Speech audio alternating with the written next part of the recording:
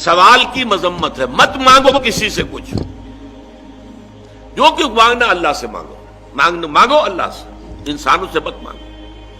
مانگنے والا اپنی عزت نفس جو ہے ہتھیلی پر رکھ کر پیش کرتا ہے جس سے مانگ رہا ہے، مجھے دیجئے کچھ۔ عزت نفس تو یہاں رکھی ہے نا، نہیں، تم اپنی عزت نفس کا ڈھیلا نہ کراؤ، جو مانگنا ہے۔ حضور نے فرمایا کہ اگر جوتے باندھنے کا فیتا جو ہے وہ تمہیں چاہیے، اللہ سے مانگو۔ اب یہ اللہ کا معاملہ کس ذریعے سے پہنچا دے، کس کے دل میں ڈال دے، کیا شکل پیدا کر دے، تمام اسباب جو ہیں عالم کے وہ تو اللہ کے قبضہ قدرت میں ہے۔ کون سے سبب کے ذریعے سے اللہ تعالیٰ وہ تمہاری ضرورت پوری کرا دے، یہ اس پر چھوڑو، مانگو اللہ سے۔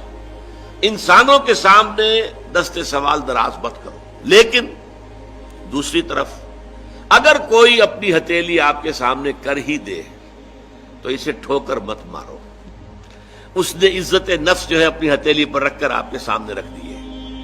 اب تمہاری مروت، تمہاری شرافت کا تقاضا یہ ہے کہ اب مسائل فلا تنہر، اب انہیں جھڑکنا نہیں ہے، ڈانٹ ڈپٹ نہیں کرنی ہے۔ اگرچہ ہمارے آج کل کے معاشرے میں جو پروفیشن بن گیا بیگری کا، اس میں بسا اوقات جو ہے پیچھا چھڑانا مشکل ہو جاتا ہے، اور واقعہ یہ ہے کہ ان کی اگر مدد کی جائے، اب کیا ہے، وہ آپ نے 1 روپیہ دے دیا تو بعض لوگ سمجھتے ہیں شاید بہت بڑا، میں نے حاتم طائی کی قبر پر لات مار دی، روپیہ دے دیا، لیکن یہ تو اصل میں انسٹیٹیوشن بیگری کو آپ نے سپورٹ کیا۔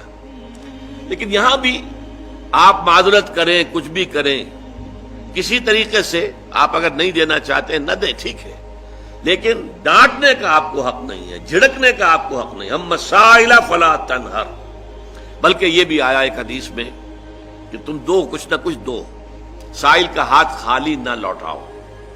یہاں تک ایک حدیث میں الفاظ ہیں، سائل کو ضرور دو، خواہ وہ گھوڑے پر سوار ہو کر تمہارے پاس آیا۔ گھوڑے پر سوار ہو کر آنے والا جو ہے وہ تو صاحب عزت، صاحب حیثیت انسان ہوتا تھا نا۔